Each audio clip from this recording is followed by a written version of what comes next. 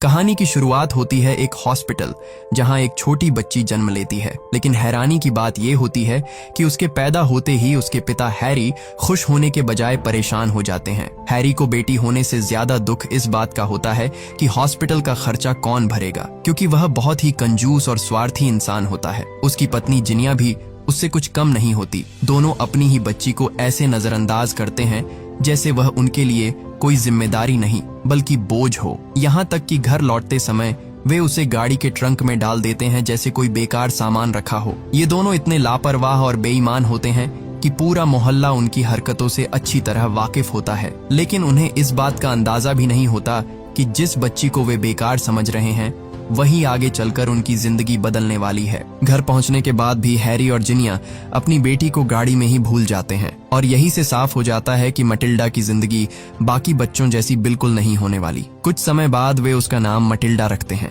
लेकिन ये कोई आम बच्ची नहीं थी। जहां बाकी बच्चे बोलना और चलना सीखते हैं, वही मटिल्डा कुछ ही दिनों में अपना नाम लिखना सीख जाती है। हैरी और जिनिया उसे प्यार देने के बजाय हर वक्त इग्नोर करते रहते हैं। जब मटिल्डा सिर्फ 2 साल की होती है तभी वह अपनी उम्र से कहीं ज्यादा समझदार बन चुकी होती है। वह खुद अपना ख्याल रखती है, खुद चीजें समझती है और अकेले घर में रहना भी सीख जाती है। हर सुबह उसका भाई माइकल स्कूल चला जाता है। हैरी अपने गैराज में लोगों को बेवकूफ बनाकर गाड़ियां बेचने निकल जाता है और जिनिया अपनी दोस्तों के साथ जुआ खेलने चली जाती है। घर में बचती है सिर्फ मटिल्डा, लेकिन अकेलेपन में रोने के बजाय वह उसी समय को अपनी आजादी बना लेती है। वह खुद अपना नाश्ता तैयार करती है और फिर घर में रखी मैगजीन पढ़ना शुरू कर देती है। धीरे धीरे किताबें और मैगजीन ही उसकी दुनिया बन जाती हैं। 4 साल की उम्र तक वह घर में मौजूद लगभग सारी मैगजीन पढ़ चुकी होती है, जबकि हैरानी की बात यह है कि अब तक उसे स्कूल भी नहीं भेजा गया था। एक दिन मटिल्डा अपने पिता हैरी के पास जाती है और उससे एक किताब मांगती है, लेकिन हैरी उसकी बात सुनकर साफ मना कर देता है। वह कहता है कि किताब की क्या जरूरत है जब घर में टीवी मौजूद है। मटिल्डा ये सुनकर दुखी हो जाती है। अगली सुबह जब घर के सभी लोग अपने अपने काम से बाहर चले जाते हैं तो मटिल्डा फोन डायरेक्टरी से लाइब्रेरी का पता निकालती है और फिर इतनी छोटी उम्र में भी वह अकेले ही लाइब्रेरी पहुंच जाती है। वहां उसकी मुलाकात लाइब्रेरियन मिसेस फेल्प्स से होती है। मिसेस फेल्प्स उसे बच्चों वाली किताबें देना चाहती है, लेकिन मटिल्डा बड़े आत्मविश्वास से कहती है कि उसे पता है कि उसे क्या पढ़ना है। इसके बाद जब भी उसकी मां जुआ खेलने जाती, मटिल्डा चुपचाप घर से निकलती और लाइब्रेरी पहुंच जाती। वहां वह घंटों बैठकर किताबें पढ़ती रहती। मिसेस फेल्प्स जल्दी ही नोटिस कर लेती है कि मटिल्डा कोई आम बच्ची नहीं है। इतनी छोटी उम्र में वह जिस तेजी से किताबें खत्म कर रही होती हैं, उसे देखकर वे भी हैरान रह जाती हैं। इसलिए वह मटिल्डा को एक लाइब्रेरी कार्ड दे देती है ताकि उसे रोज रोज लाइब्रेरी आने की जरूरत न पड़े और वह किताबें अपने घर ले जाकर पढ़ सके। मटिल्डा के लिए ये कार्ड किसी खजाने से कम नहीं था। अब वह ढेर सारी किताबें घर लाती और अपनी छोटी सी दुनिया में खो जाती। इसी तरह कई साल गुजर जाते हैं। अब मटिल्डा 6.5 साल की हो चुकी होती है, लेकिन उसके माता पिता को आज भी इस बात की खबर नहीं होती कि उनकी बेटी रोज इतनी किताबें पढ़ती है। एक दिन हैरी अचानक उसके कमरे में आता है। कमरे में इतनी सारी किताबें देखकर वह चौंक जाता है और कहता है, 4 साल की बच्ची इतनी किताबें कैसे पढ़ सकती है? तब मटिल्डा उसे बताती है कि वह 4 साल की नहीं बल्कि 6.5 साल की हो चुकी है और इस उम्र में उसे घर पर नहीं स्कूल में होना चाहिए था। ये सुनकर भी हैरी को अपनी गलती महसूस नहीं होती। वह उल्टा उसकी किताब छीनकर फेंक देता है और उसकी उम्र कंफर्म करने के लिए उसे जिनिया के पास ले जाता है। लेकिन सबसे दुख की बात ये होती है कि उसकी माँ को भी लगता है कि मटिल्डा अभी सिर्फ 4 साल की है। मटिल्डा उनसे स्कूल भेजने की जिद करती है, लेकिन हैरी साफ मना कर देता है। वो अकेली बैठकर रोती है, लेकिन मटिल्डा को अभी नहीं पता था कि उसके अंदर सिर्फ तेज दिमाग ही नहीं बल्कि एक ऐसी ताकत भी छुपी है जो बहुत जल्द बाहर आने वाली थी। कुछ समय बाद हैरी बहुत खुश होकर घर आता है। आज उसने अपने गैराज में कई लोगों को बेवकूफ बनाकर खूब पैसा कमाया होता है। वह अपने बेटे माइकल को बैठाकर कहता है कि आज का पूरा प्रॉफिट कैलकुलेट करो। फिर वह हर गाड़ी की खरीद और बेचने की कीमत बताने लगता है। माइकल तो ठीक से लिख भी नहीं पाता, लेकिन मटिल्डा वहीं बैठे बैठे दिमाग में पूरी कैलकुलेशन कर देती है। कुछ ही सेकंड में वह टोटल प्रॉफिट बता देती है। सब लोग हैरान रह जाते हैं। जब हैरी खुद हिसाब लगाता है तो पता चलता है कि मटिल्डा का जवाब बिल्कुल सही था, लेकिन तारीफ करने के बजाय हैरी को लगता है कि उसने जरूर कोई चीटिंग की है। वह उसे डांटते हुए धमकी देता है कि अगर उसने उससे ज्यादा चालाक बनने की कोशिश की तो उसे सजा मिलेगी। अगली सुबह वह हैरी और जिनिया के उठने से पहले चुपके से उनके कमरे में जाती है। वह हैरी की हेयर ओनाइल की बोतल खाली करती है और उसमें जिनिया का ब्लॉन्ड हेयर डाई भर देती है। फिर वह बोतल को वापस उसी जगह रखकर चुपचाप बाहर निकल आती है। थोड़ी देर बाद हैरी रोज की तरह उठता है और वहीं ऑयल अपने बालों में लगा लेता है। तैयार होते हुए वह माइकल से कहता है कि आज उसे गैराज ले जाएगा क्योंकि एक दिन वही उसका बिजनेस संभालेगा। फिर वह कहता है कि लोग उसकी शक्ल देखकर गाड़ियां खरीदते हैं, इसलिए उसे स्मार्ट दिखना जरूरी है। लेकिन जैसे ही हैरी बाथरूम से बाहर आता है, सबकी आंखें फटी रह जाती हैं। उसके बाल पूरी तरह पीले हो चुके होते हैं। मटिल्डा अपनी हंसी रोकने की कोशिश करती है, जबकि माइकल और जिनिया उसे देखकर हैरान रह जाते हैं। हैरी गुस्से से चीखने लगता है और जल्दबाजी में अपने पीले बालों को कैप से छुपाने की कोशिश करता है। उस दिन हैरी मटिल्डा को भी अपने गैराज ले जाता है। वहां हमें पता चलता है कि पुलिस पहले से ही हैरी पर नजर रख रही है, क्योंकि वह चोरी की गाड़ियों के पार्ट्स भी बेचता है। गैराज में हैरी बड़े गर्व से अपने बेटे को बेईमानी का पूरा लेसन देने लगता है। वह बताता है कि कैसे पुराने और टूटे हुए पार्ट्स को ग्लू से जोड़कर नया बताया जाता है, कैसे डुप्लीकेट सामान को ओरिजिनल बोलकर महंगे दामों में बेचा जाता है और कैसे गाड़ियों के माइलेज मीटर पीछे कर दिए जाते हैं ताकि गाड़ी कम चली हुई लगे। मटिल्डा यह सब सुनकर हैरान रह जाती है। वह साफ कहती है कि यह तो कस्टमर्स के साथ फ्रॉड है। हैरी को मटिल्डा की बात बिल्कुल पसंद नहीं आती, इसलिए वह चुपचाप हैरी की कैप में ग्लू लगा देती है। तभी जिनिया वहां आती है और सबको लंच के लिए बाहर ले जाती है, क्योंकि आज उसने जुए में अच्छा पैसा जीत लिया होता है। रेस्टोरेंट में बैठते ही जिनिया हैरी से कहती है कि कैप उतार दो, लेकिन हैरी जितनी कोशिश करता है कैप उतनी ही ज्यादा उसके सिर से चिपकी रहती है। जिनिया को लगता है कि हैरी नाटक कर रहा है। वह जोर लगाकर कैप खींचती है और हैरी दर्द से चीख उठता है। पूरा रेस्टोरेंट उनकी तरफ देखने लगता है। मटिल्डा चुपचाप बैठी सब देख रही होती है, लेकिन अंदर ही अंदर उसे मजा आ रहा होता है। सिचुएशन इतनी खराब हो जाती है कि जिनिया अनबैलेंस होकर दूसरे लोगों की टेबल पर गिर जाती है। खाना बिखर जाता है और सबके सामने बेइज्जती हो जाती है। घर लौटने के बाद जिनिया बड़ी मुश्किल से कैंची की मदद से हैरी की कैप काट कर निकालती है, लेकिन कैप के कुछ टुकड़े अभी भी उसके सिर से चिपके रह जाते हैं। रात में पूरी फैमिली टीवी देख रही होती है। हैरी माइकल और मटिल्डा से कहता है कि लाइट्स बंद करो। माइकल तुरंत लाइट बंद कर देता है, लेकिन मटिल्डा ऐसा नहीं करती क्योंकि वह अपनी किताब पढ़ रही होती है। हैरी गुस्से में उठता है, पहले लाइट बंद करता है, फिर मटिल्डा की किताब छीनकर फाड़ देता है। वह अंदर से बहुत हर्ट हो जाती है। गुस्से में वह टीवी को घूरने लगती है और तभी अचानक टीवी जोर से फट जाता है। किसी को समझ नहीं आता कि यह कैसे हुआ। कुछ वक्त बाद हैरी के गैराज में एक और अजीब मेहमान आती है। ये होती है एक स्कूल प्रिंसिपल जिसका नाम है ट्रंचबुल। ट्रंचबुल कोई नॉर्मल प्रिंसिपल नहीं थी। वह अपने स्कूल को पढ़ाई से ज्यादा डिसिप्लिन सिखाती थी। उसका कहना था कि उसके स्कूल में कोई भी बदतमीज बच्चा डिसिप्लिन सीख जाता है। हैरी उसके बारे में सुनते ही तुरंत बोला कि मेरी बेटी मटिल्डा को ऐसे ही स्कूल की जरूरत है। फिर वह प्रिंसिपल ट्रंचबुल को डिस्काउंट पर गाड़ी देता है, बदले में बस एक शर्त रखता है, मेरी बेटी मटिल्डा को आपके स्कूल में एडमिशन मिलना चाहिए। जब हैरी घर आकर मटिल्डा को बताता है कि वह स्कूल जाएगी तो मटिल्डा खुशी से झूम उठती है। वह इतनी एक्साइटेड हो जाती है कि पहली बार अपने पिता को गले लगा लेती है। उसे लगता है कि अब उसकी जिंदगी बदलने वाली है, लेकिन मटिल्डा को अभी उसकी प्रिंसिपल के बारे में नहीं पता था। अगले दिन हैरी उसे स्कूल छोड़ने जाता है। मटिल्डा जैसे ही स्कूल को देखती है, उसकी सारी एक्साइटमेंट धीरे धीरे कम होने लगती है। स्कूल वैसा बिल्कुल नहीं था जैसा उसने किताबों में पढ़ा था। वहाँ हर तरफ अजीब सा डर महसूस हो रहा था। फिर भी मटिल्डा खुद को समझाती है कि घर में बंद रहने से तो यह जगह बेहतर ही होगी। तभी स्कूल की प्रिंसिपल ट्रंचबुल सामने आती है। उसे देखते ही पूरे स्कूल में सन्नाटा छा जाता है। बच्चे ऐसे डर जाते हैं जैसे उनके सामने कोई टीचर नहीं बल्कि सजा देने वाली मशीन खड़ी हो। उसके हाथ में हमेशा एक छड़ी रहती है और उसकी आंखों में बच्चों के लिए कोई दया नहीं होती। मटिल्डा भी डरकर पीछे हट जाती है। तभी उसकी मुलाकात लैवेंडर और हॉर्टेंसिया से होती है। मटिल्डा उनसे पूछती है कि क्या प्रिंसिपल सच में बच्चों को मारती है। दोनों उसे बताती है कि ट्रंचबुल सिर्फ मारती नहीं बल्कि बच्चों को ऐसी ऐसी सजा देती है जिसे सुनकर ही डर लग जाए। वो बताती है कि कल ही एक लड़के को क्लास में बबल गम खाते हुए पकड़ लिया गया था और ट्रंचबुल ने उसे उठाकर सीधे खिड़की से बाहर फेंक दिया। मटिल्डा ये सुनकर शॉक हो जाती है। फिर वे बताती हैं कि ट्रंचबुल पहले ओलंपिक एथलीट रह चुकी है, इसलिए वह इतनी ताकतवर है कि बच्चों को खिलौने की तरह उठा लेती है। लेकिन उसकी सबसे खतरनाक सजा होती है चौकी।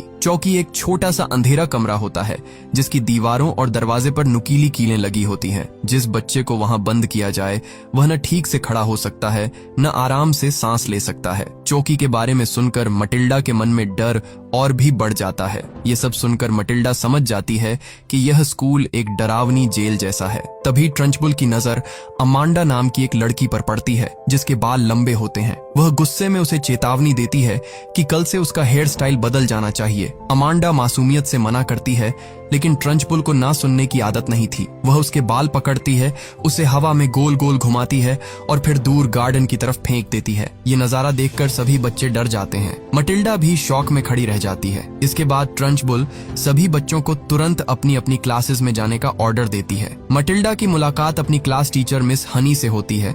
वह प्रिंसिपल ट्रंचबुल से बिल्कुल अलग थी। मिस हनी मटिल्डा का प्यार से वेलकम करती है और कहती है कि अगर उसे किसी सवाल का जवाब आता हो तो बिना डरे हाथ उठाना। क्लास शुरू होती है। मिस हनी बच्चों से मैथ्स के सवाल पूछती है। आसान सवालों के जवाब तो सभी बच्चे दे देते हैं, लेकिन जब वह एक मुश्किल सवाल पूछती है तो पूरी क्लास चुप हो जाती है। तभी मटिल्डा बिना घबराए सही जवाब दे देती है। जवाब बिल्कुल सही होता है।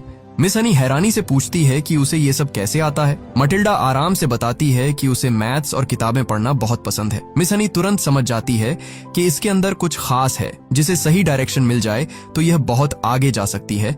इसीलिए वह सीधे ट्रंचबुल के ऑफिस जाती है और उसे बताती है कि मटिल्डा बहुत इंटेलिजेंट है, उसे इस क्लास में नहीं बल्कि हायर क्लास में होना चाहिए। लेकिन ट्रंचबुल हर बात को गलत एंगल से देखती थी। उसे लगता है कि मिस हनी मटिल्डा से पीछा छुड़ाना चाहती है। वह गुस्से में कहती है कि अगर तुम उसे संभाल नहीं सकती तो मैं उसे चौकी में बंद कर दूंगी। मिस हनी समझ जाती है कि ट्रंचबुल से बात करना दीवार से बात करने जैसा है। वह उदास होकर वहां से बाहर आ जाती है। स्कूल के बाद मटिल्डा घर लौटती है। आज वह बहुत एक्साइटेड होती है। वह अपनी माँ को स्कूल के बारे में बताने की कोशिश करती है, लेकिन जिनिया हमेशा की तरह फोन पर अपनी फ्रेंड से बात करने में बिजी होती है। मटिल्डा फिर से चुप हो जाती है। रात को पूरी फैमिली टीवी देख रही होती है। तभी डोरबेल बजती है। हैरी दरवाजा खोलता है और बाहर मिस हनी खड़ी होती है। हैरी को तुरंत लगता है कि जरूर मटिल्डा ने स्कूल में कोई गलती की होगी। वह बिना कुछ सुने मटिल्डा पर चिल्लाने लगता है और उसे कमरे में जाने के लिए कहता है। फिर वह दरवाजा बंद करने लगता है क्योंकि उसे टीवी देखना ज्यादा जरूरी लगता है। लेकिन मिस हनी उसे रोकती है और साफ कहती है कि अगर टीवी तुम्हारी बेटी से ज्यादा इंपॉर्टेंट है तो तुम अच्छे फादर नहीं हो। हैरी मजबूरी में उन्हें अंदर आने देता है। मिस हनी मटिल्डा के पेरेंट्स को समझाती है कि उनकी बेटी कोई ऑर्डिनरी बच्ची नहीं है, वह बहुत जीनियस है। अगर उसे अच्छी एजुकेशन मिले तो वह कुछ ही सालों में कॉलेज लेवल तक पहुंच सकती है। जिनिया उल्टा मिस हनी का मजाक उड़ाती है और कहती है कि जिंदगी में पढ़ाई से ज्यादा खूबसूरती और स्टाइल काम आते हैं। हैरी भी कहता है कि कॉलेज से पढ़े लिखे लोग बस छोटी मोटी नौकरी करते हैं। मिस हनी कुछ ही देर में समझ जाती है कि ये फैमिली मटिल्डा को कुछ नहीं समझती। जाने से पहले मिस हनी मटिल्डा के लिए एक किताब छोड़ जाती है। मटिल्डा छुपकर सब देख रही होती है और उस दिन उसके दिल में मिस हनी के लिए एक अलग जगह बन जाती है। अब हम देखते हैं कि अगले दिन प्रिंसिपल ट्रंचबुल बहुत गुस्से में होती है। वह पूरे स्कूल के बच्चों को हॉल में जमा करती है। आज वह ब्रूस नाम के एक लड़के को सजा देने वाली होती है क्योंकि उसने प्रिंसिपल ट्रंचबुल का चॉकलेट केक खा लिया था। सजा सुनकर सभी बच्चे डर जाते हैं। ट्रंचबुल कहती है कि ब्रूस को पूरा केक खाना होगा। पहले तो ब्रूस मना करता है, लेकिन ट्रंचबुल के डर से वह मजबूर होकर खाने लगता है। हैरानी की बात यह होती है कि केक बहुत टेस्टी निकलता है। ब्रूस पूरा केक खत्म कर देता है। सभी बच्चों को लगता है कि अब सजा खत्म हो गई, लेकिन प्रिंसिपल ट्रंचबुल तुरंत और भी बड़ा केक मंगवाती है और ब्रूस को ऑर्डर देती है कि इसे भी पूरा खत्म करो। ब्रूस घबरा जाता है। उसका पेट पहले ही भर चुका होता है, लेकिन वह धीरे धीरे केक खाना शुरू करता है। कुछ देर बाद उसकी हालत खराब होने लगती है। वह थक जाता है और ऐसा लगता है कि वह अब और नहीं खा पाएगा। तभी मटिल्डा आगे बढ़ती है। वह ब्रूस को हिम्मत देती है। धीरे धीरे पूरी क्लास भी उसके साथ ब्रूस को चीयर करने लगती है। बच्चों की आवाज सुनकर ब्रूस के अंदर फिर से ताकत आ जाती है। आखिरकार ब्रूस पूरा केक खत्म कर देता है। ब्रूस के केक खत्म करते ही पूरा हॉल बच्चों की खुशी से गूंज उठता है, लेकिन ट्रंचबुल यह देखकर बुरी तरह भड़क जाती है। गुस्से में वह सभी बच्चों को 5 घंटे एक्स्ट्रा स्कूल में रोकने की सजा दे देती है। उस रात जब मटिल्डा घर लौटती है तो वह देखती है कि कुछ सीआईडी ऑफिसर्स उसके घर के बाहर खड़े हैं। उसे तुरंत शक होता है कि ये लोग उसके पिता हैरी की बेईमानी की जांच कर रहे हैं। वह अंदर जाकर अपने पेरेंट्स को इस बारे में बताती है, लेकिन हमेशा की तरह कोई उसकी बात को सीरियसली नहीं लेता। अब कहानी कुछ दिन आगे बढ़ती है। हम देखते हैं कि स्कूल ट्रिप के दौरान लेवेंडर को एक छोटी सी छिपकली मिलती है। वह उसे चुपचाप अपने पास रख लेती है। अगले दिन जब ट्रंचबुल स्कूल आती है तो उसका गुस्सा 7वें आसमान पर होता है, क्योंकि जो गाड़ी हैरी ने उसे बेची थी वह खराब निकल चुकी होती है और इसका बदला वह सीधे मटिल्डा से लेती है। बिना किसी गलती के वह मटिल्डा को चौकी में बंद कर देती है। उधर क्लास में मिस हनी अमांडा के बाल ठीक कर रही होती है ताकि ट्रंचबुल फिर से उसे परेशान न करे, लेकिन इसी बीच लेवेंडर चुपके से अपनी छिपकली ट्रंचबुल के पानी वाले जग में डाल देती है। थोड़ी देर बाद ट्रंचबुल क्लास में आती है। वह बच्चों को घूरते हुए कहती है कि सबसे अच्छा स्कूल वही होता है जहां एक भी बच्चा न हो। तभी मिस हनी को पता चलता है कि मटिल्डा को चौकी में बंद किया गया है।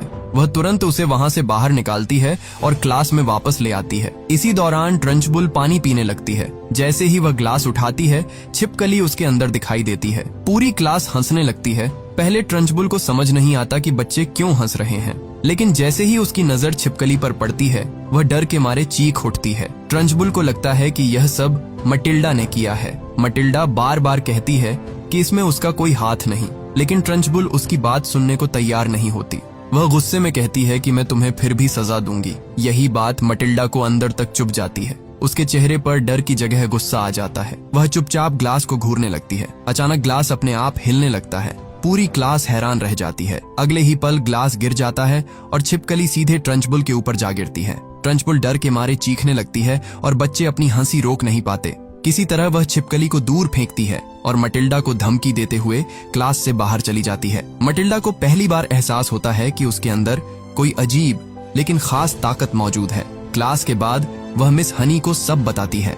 वह कहती है कि ग्लास मैंने ही गिराया था। मिस हनी को यकीन दिलाने के लिए मटिल्डा पूरे फोकस के साथ ग्लास को घूरती है, लेकिन इस बार कुछ भी नहीं होता। मटिल्डा थोड़ी मायूस हो जाती है। मिस हनी मटिल्डा को अपने घर चलने के लिए कहती है। मटिल्डा खुशी खुशी उनके साथ चल देती है। रास्ते में वह मिस हनी से पूछती है, क्या आप सच में बिलीव करती हैं कि मैं चीजों को मूव कर सकती हूँ? मिस हनी प्यार से कहती है कि अगर तुम्हारे अंदर कोई पावर है तो सबसे पहले तुम्हें खुद उस पर बिलीव करना होगा। चलते चलते दोनों ट्रंचबुल के घर के सामने से गुजरती है। मटिल्डा वहाँ लगा हुआ झूला देखकर हैरान हो जाती है। वह पूछती है कि ट्रंचबुल जैसी औरत के घर में बच्चों वाला झूला क्यों लगा है। तब मिस हनी धीरे धीरे अपनी दर्द भरी कहानी बताना शुरू करती है। वह कहती है कि बचपन में यह घर उनका था। एक समय यह जगह खुशियों से भरी हुई थी, लेकिन जब वह सिर्फ 2 साल की थीं, उनकी माँ की मौत हो गई और कुछ समय बाद उनके पिता भी रहस्यमयी तरीके से दुनिया छोड़ गए। इसके बाद ट्रंचबुल ने उनका घर अपने कब्जे में ले लिया। फिर मिस हनी बड़ी हुई, जॉब करने लगी और अलग रहने लगी। मटिल्डा ये सब सुनकर अंदर से टूट जाती है। मिस हनी मटिल्डा से कहती है कि वह उसे ये सब इसलिए बता रही है क्योंकि वह जानती है कि मटिल्डा की फैमिली भी उसकी कदर नहीं करती। वापसी में जब दोनों ट्रंचबुल के घर के पास से गुजरती है तो वे देखती हैं कि ट्रंचबुल अपने एक्सरसाइज टूल्स गाड़ी में रख रही है। तभी वहां एक ब्लैक कैट आ जाती है और उस बिल्ली को देखते ही ट्रंचबुल, जो बच्चों को हवा में उछाल देती थी, खुद डर के मारे पीछे हट जाती है। मटिल्डा ये देखकर हैरान रह जाती है। उसे समझ आता है कि ट्रंचबुल जितनी खतरनाक दिखती है, अंदर से उतनी डरपोक है। कुछ देर बाद ट्रंचबुल अपनी कार लेकर ट्रेनिंग के लिए निकल जाती है। मटिल्डा मिस हनी से कहती है कि चलिए अंदर चलते हैं और आपकी चीजें वापस ले आते हैं। मिस हनी उसे रोकने की कोशिश करती है, लेकिन मटिल्डा पहले ही ट्रंचबुल के घर की तरफ भाग जाती है। मजबूरी में मिस हनी को भी उसके पीछे जाना पड़ता है। दोनों चुपके से घर के अंदर घुसती है। अंदर कदम रखते ही मिस हनी की आंखें भर आती हैं। उन्हें अपने पिता का चॉकलेट बॉक्स दिखता है। इसके बाद दोनों ऊपर जाती है। वहाँ मिस हनी अपना पुराना रूम देखती है। कमरे में उन्हें अपने फादर की फोटो भी मिलती है। मटिल्डा उस फोटो को देखती है और उसके मन में शक पैदा होता है। उसे लगता है कि कहीं ट्रंचबुल ने ही मिस हनी के फादर को रास्ते से तो नहीं हटाया ताकि वह इस पूरे घर पर कब्जा कर सके। लेकिन तभी हम देखते हैं कि ट्रंचबुल की कार रास्ते में ही खराब हो जाती है और वह गुस्से में वापस घर लौटने लगती है। मटिल्डा और मिस हनी अभी घर के अंदर ही होती है कि अचानक नीचे से ट्रंचबुल की आवाज सुनाई देती है। वह फोन पर हैरी को गालियां दे रही होती है क्योंकि उसने उसे खराब कार बेची थी। दोनों के होश उड़ जाते हैं। तभी ट्रंचबुल घर के अंदर आती है और उसकी नजर चॉकलेट बॉक्स पर पड़ती है। वह अपनी जगह से थोड़ा हिला हुआ होता है। ट्रंचबुल तुरंत समझ जाती है कि घर में कोई आया है। मिस हनी और मटिल्डा बुरी तरह घबरा जाती है। मिस हनी फौरन मटिल्डा से कहती है कि किचन के डोर से बाहर निकल जाओ। मटिल्डा धीरे धीरे किचन की तरफ भागती है, लेकिन ट्रंचबुल को भी कुछ शक हो जाता है और वह उसी तरफ बढ़ने लगती है। ऊपर से मिस हनी यह सब देख रही होती है। मटिल्डा को बचाने के लिए वह जानबूझकर आवाज करती है ताकि ट्रंचबुल का ध्यान उसकी तरफ चला जाए, लेकिन उसी वक्त मटिल्डा से भी किचन में हल्की सी आवाज हो जाती है। ट्रंचबुल धीरे धीरे किचन की तरफ बढ़ती है। मटिल्डा बाहर जाने वाला डोर खोलने की कोशिश करती है, लेकिन डोर लॉक्ड होता है। उसके पास छुपने के अलावा कोई रास्ता नहीं बचता। ट्रंचबुल किचन में आती है, हर तरफ नजर दौड़ाती है, लेकिन उसे कोई दिखाई नहीं देता। फिर उसे लगता है कि शायद कोई टेबल के नीचे छुपा है। वह झुककर टेबल के नीचे देखने वाली होती है। मटिल्डा की सांसें रुक जाती हैं, लेकिन आखिरी सेकंड में मटिल्डा अपनी पावर का यूज करके स्मार्टली टेबल के ऊपर चिपक जाती है। ट्रंचबुल नीचे देखती है, पर वहाँ कोई नहीं होता। उसी पल मिस हनी नीचे आकर डोर खोलती और बंद करती है ताकि ट्रंचबुल को लगे कि कोई बाहर भाग गया है। ट्रंचबुल तुरंत दरवाजे की तरफ भागती है। मिस हनी मौका देखकर वापस ऊपर चली जाती है, लेकिन ट्रंचबुल इतनी आसानी से धोखा खाने वाली नहीं थी। उसे ऊपर से मिस हनी के कदमों की आवाज सुनाई देती है और वह गुस्से में उसका पीछा करने लगती है। मिस हनी किसी तरह नीचे आती है, मटिल्डा को साथ लेती है और दोनों बेसमेंट की तरफ भागती है, लेकिन बेसमेंट का डोर भी लॉक्ड होता है। पीछे से ट्रंचबुल पूरी ताकत से उनकी तरफ बढ़ रही होती है। दोनों के पास बचने का बस एक ही रास्ता बचता है। आखिरी सेकंड में वे बेसमेंट की छोटी सी विंडो से बाहर निकल जाती है। ट्रंचबुल गुस्से में बेसमेंट का लॉक तोड़ देती है और अंदर उन्हें ढूंढने लगती है, लेकिन तब तक मटिल्डा और मिस हनी बाहर पेड़ों के पीछे छुप चुकी होती है। ट्रंचबुल गुस्से में घर के अंदर चीजें तोड़ने लगती है। उसका पागलपन देखकर मटिल्डा के मन में गुस्सा भर जाता है। वह कहती है कि ट्रंचबुल जैसी औरत बच्चों की प्रिंसिपल बनने लायक ही नहीं है। फिर मटिल्डा मिस हनी से प्रॉमिस करती है कि वह एक दिन वापस आएगी और उनका घर वापस लेने में मदद करेगी, लेकिन मिस हनी कहती है कि गलती से भी दोबारा ट्रंचबुल के घर मत जाना, वरना वह तुम्हें जिंदा दफना देगी। उस रात जब मटिल्डा घर लौटती है तो उसे एक और अजीब चीज दिखाई देती है। उसकी माँ कुछ पुलिस ऑफिसर्स के साथ बैठी होती है, लेकिन उसे असल में पता ही नहीं होता कि घर में बैठे लोग असल में पुलिस ऑफिसर्स हैं। वह तो उन्हें कोई सामान बेचने वाला समझ रही होती है। तभी हैरी घर आता है। ऑफिसर्स को देखते ही उसको गुस्सा आता है और वह उन्हें भगा देता है। मटिल्डा उसे बताती है कि वे लोग कोई सेल्समैन नहीं बल्कि पुलिस ऑफिसर्स थे, लेकिन हैरी हमेशा की तरह उसकी बात सुनने के बजाय उस पर ही चिल्लाने लगता है। वह मटिल्डा की तरफ गुस्से में बढ़ता है। मटिल्डा भी अब चुप रहने वाली नहीं थी। उसकी नजर दरवाजे पर जाती है। वह पूरे फोकस से उसे देखने लगती है। धीरे धीरे दरवाजा अपने आप हिलने लगता है। जैसे ही हैरी उसके पास आने वाला होता है, दरवाजा जोर से बंद होता है और खुद ब खुद लॉक हो जाता है। इसके बाद मटिल्डा अपनी पावर्स की प्रैक्टिस शुरू कर देती है। वह उन मोमेंट्स को याद करती है जब उसके पेरेंट्स ने उसे इंसल्ट किया था, जब ट्रंचबुल ने बच्चों को डराया था और जब किसी ने उसकी बात नहीं सुनी थी। यही गुस्सा उसकी ताकत बन जाता है। धीरे धीरे वह स्पून, ग्लास, मिल्क और घर की छोटी छोटी चीजों को अपने दिमाग से मूव करना सीख जाती है। एक दिन प्रैक्टिस करते हुए उसकी नजर दो सीआईडी ऑफिसर्स पर पड़ती है। वे बिना सर्च वारंट के हैरी के गैराज में घुसकर फेक कार पार्ट्स की फोटोज और वीडियोस बना रहे होते हैं। मटिल्डा चुपचाप अपनी पावर्स से वह बॉक्स हटा देती है जिसे ऑफिसर्स चेक करना चाहते थे। फिर वह सामने आकर उनसे कहती है कि बिना वारंट के सर्च करना इलीगल है। ऑफिसर्स उसे डराने की कोशिश करते हैं, लेकिन मटिल्डा अब डरने वाली बच्ची नहीं रही थी। वह अपनी पावर्स से उनकी कार को मूव करने लगती है। ऑफिसर्स घबराकर कार की तरफ भागते हैं और इसी कंफ्यूजन का फायदा उठाकर मटिल्डा उनकी टेप चुरा लेती है ताकि हैरी के खिलाफ उनके पास कोई प्रूफ न बचे। लेकिन उस रात मटिल्डा के दिमाग में सिर्फ एक ही बात चल रही होती है। मिस हनी की चीजें ट्रंचबुल के घर में कैद थीं और वह उन्हें वापस लाना चाहती थी। वह अपना बैग उठाती है और चुपके से ट्रंचबुल के घर पहुंच जाती है। बाहर तेज हवा चल रही होती है। मटिल्डा देखती है कि ट्रंचबुल अपने नाइव्स तेज कर रही है। वह सही मौके का इंतजार करती है और चुपचाप ऊपर मिस हनी के पुराने रूम की विंडो तक पहुंच जाती है। फिर वह अपनी पावर्स का इस्तेमाल करती है। मिस हनी की टॉय हवा में उठती है और धीरे धीरे मटिल्डा के पास आ जाती है। इसके बाद वह चॉकलेट बॉक्स भी मूव करती है और उसमें से चॉकलेट्स ले लेती है, लेकिन नीचे उतरते समय उसकी रिबन पेड़ में फंस जाती है। उधर ट्रंचबुल को महसूस होता है कि बाहर कोई मौजूद है।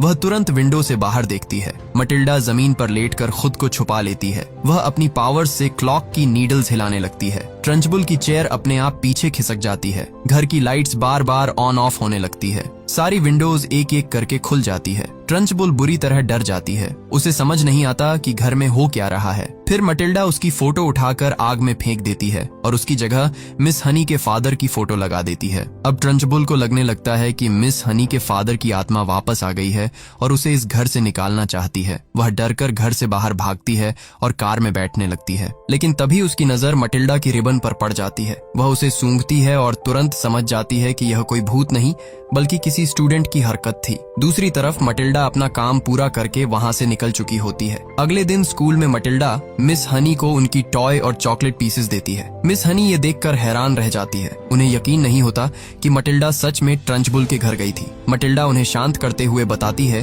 कि वह घर के अंदर नहीं गई थी, वह गराज की छत पर चढ़ी थी और अपनी पावर से सारी चीजें बाहर निकाल लाई। मिस हनी को फिर भी यकीन नहीं होता। तब मटिल्डा क्लास की चीजों को अपने दिमाग से मूव करके दिखाती है। अब मिस हनी को समझ आ जाता है कि मटिल्डा के पास सच में सुपरनैचुरल पावर्स है। लेकिन तभी ट्रंचबुल गुस्से में क्लास में एंटर करती है। वह अनाउंस करती है कि आज वह खुद मिस हनी की क्लास को पढ़ाएगी। वह सभी स्टूडेंट्स को अपने सामने खड़ा होने का ऑर्डर देती है। फिर बताती है कि कल रात कोई उसके घर आया था और वहाँ उसे एक रिबन मिली है। ट्रंचबुल को पूरा यकीन होता है कि यह काम मटिल्डा का है। वह गुस्से में मटिल्डा की गर्दन पकड़ लेती है। क्लास में डर फैल जाता है, लेकिन मटिल्डा चुपचाप चौक को कंट्रोल करती है। चौक हवा में उठती है और ब्लैक बोर्ड पर अपने आप लिखना शुरू कर देती है। बोर्ड पर वर्ड्स ऐसे लिखे जाते हैं जैसे मिस हनी के फादर खुद ट्रंचबुल से बात कर रहे हों। मैसेज में लिखा होता है कि मिस हनी का घर और पैसा वापस करो और इस शहर से हमेशा के लिए चली जाओ, वरना तुम्हारा अंजाम भी मेरे जैसा होगा। ये पढ़ते ही ट्रंचबुल के चेहरे का रंग उड़ जाता है।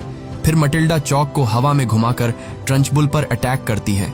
पूरी क्लास हंसने लगती है। ट्रंचबुल डर और गुस्से में बेहोश हो जाती है, लेकिन जैसे ही बच्चे उसके पास आते हैं वह अचानक उठती है और एक बच्चे को पकड़कर विंडो से बाहर फेंक देती है। मटिल्डा तुरंत अपनी पावर्स यूज करती है। वह बच्चे को हवा में ही रोक लेती है और फिर उसे सेफली ट्रंचबुल के ऊपर गिरा देती है। अब बच्चों का डर टूट चुका था। ट्रंचबुल शॉक में होती है। आखिरकार वह अपनी कार में बैठती है और स्कूल छोड़कर भाग जाती है। उस दिन के बाद ट्रंचबुल कभी वापस नहीं आती। इस तरह मटिल्डा ने अपनी पावर्स का इस्तेमाल रिवेंज के लिए नहीं बल्कि जस्टिस के लिए किया। इसके बाद मिस हनी को उनका घर वापस मिल जाता है। मटिल्डा अक्सर उनके घर जाने लगती है, लेकिन एक दिन अचानक जिनिया उसे लेने आती है। पुलिस अब हैरी को ढूंढ रही होती है और पूरी फैमिली कंट्री छोड़कर भागने वाली होती है। मटिल्डा बिल्कुल नहीं चाहती कि वह मिस हनी को छोड़कर जाए। हैरी उसे ताना मारता है कि मिस हनी को तुम जैसी बदतमीज बच्ची नहीं चाहिए, लेकिन मिस हनी तुरंत आगे आकर कहती है कि मटिल्डा बहुत इंटेलिजेंट बच्ची है और वह उससे बहुत प्यार करती है। यह सुनकर मटिल्डा इमोशनल हो जाती है। वह मिस हनी से पूछती है कि क्या आप मुझे अडॉप्ट करेगी।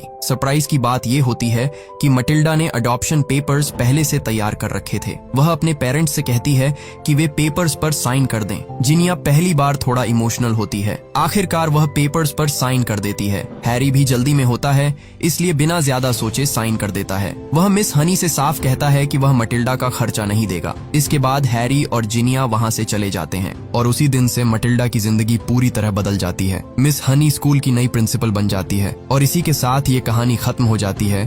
हमारे साथ हमेशा ऐसे ही जुड़े रहने के लिए आप हमारे चैनल थियोगी को सब्सक्राइब कर लीजिए। जल्द मिलेंगे अगले वीडियो में।